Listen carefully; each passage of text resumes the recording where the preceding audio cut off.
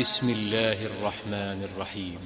يا أيها المزمل قم الليل إلا قليلا نصفه أو انقص منه قليلا أو زد عليه ورتل القرآن ترتيلا إنا سنلقي عليك قولا ثقيلا إن ناشئة الليل هي أشد وطئا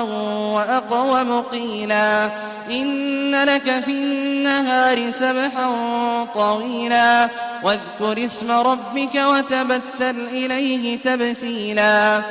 رب المشرق والمغرب لا إله إلا هو فاتخذه وكيلا واصبر على ما يقولون واهجرهم هجرا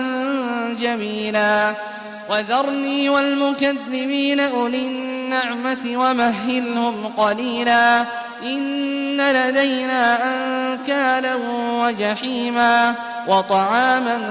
ذا غصة وعذابا أليما يوم ترجف الأرض والجبال وكانت الجبال كثيبا مهيلا إنا أرسلنا إليكم رسولا شاهدا عليكم كما أرسلنا إلى فرعون رسولا فعصى فرعون الرسول فأخذناه أخذا وبيلا فكيف تتقون إن كفرتم يوما يجعل الولدان شيبا السماء منفطر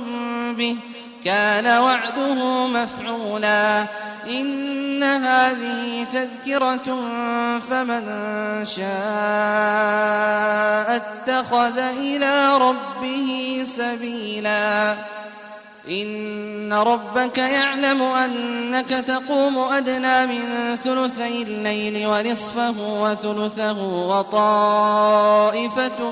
من الذين معك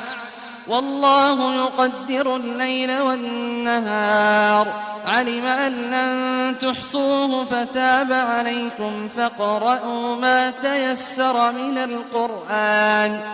علم أن سيكون منكم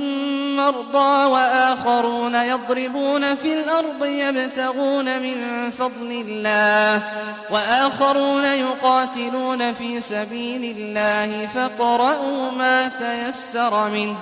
وأقيموا الصلاة وآتوا الزكاة وأقرضوا الله قرضا حسنا وما تقدموا لأنفسكم من خير تجدوه عند الله هو خيرا وأعظم أجرا واستغفروا الله إن الله غفور رحيم.